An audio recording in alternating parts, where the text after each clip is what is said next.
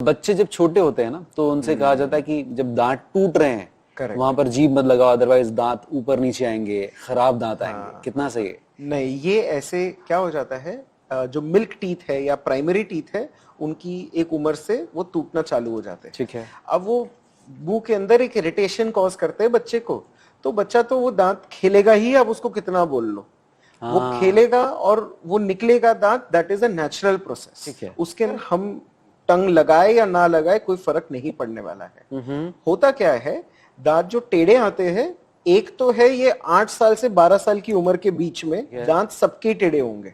अच्छा, ये नॉर्मल चीज है, ये बिल्कुल नॉर्मल है। यस। इसका कारण ये है कि जो सामने के 4 दांत है वो आ चुके हैं आपके, ठीक है। जिनको इंसाइजर्स बोला जाता है। हाँ। जो कनाइन टीथ है साइड के वो नहीं आए अभी तक। ठीक है। अब वो होते हैं रोबस्ट दांत, मोटे होते हैं। जब वो आ रहे होते हैं तो सारे दांत हिला देते हैं आगे के। हाँ हाँ। इस स्टेज को नाम ही दिया गया है अगली डकलिंग स्टेज।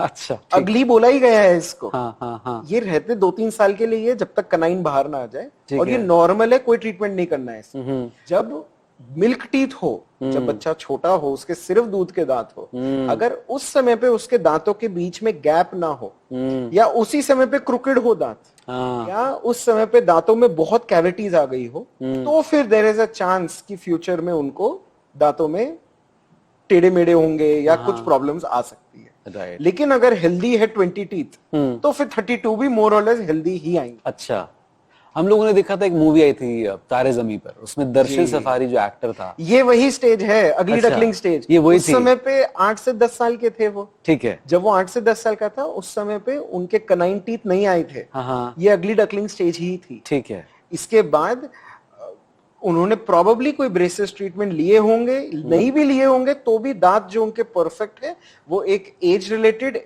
चेंज हुआ है और वो नॉर्मल है। नॉर्मल है। ग्रेट।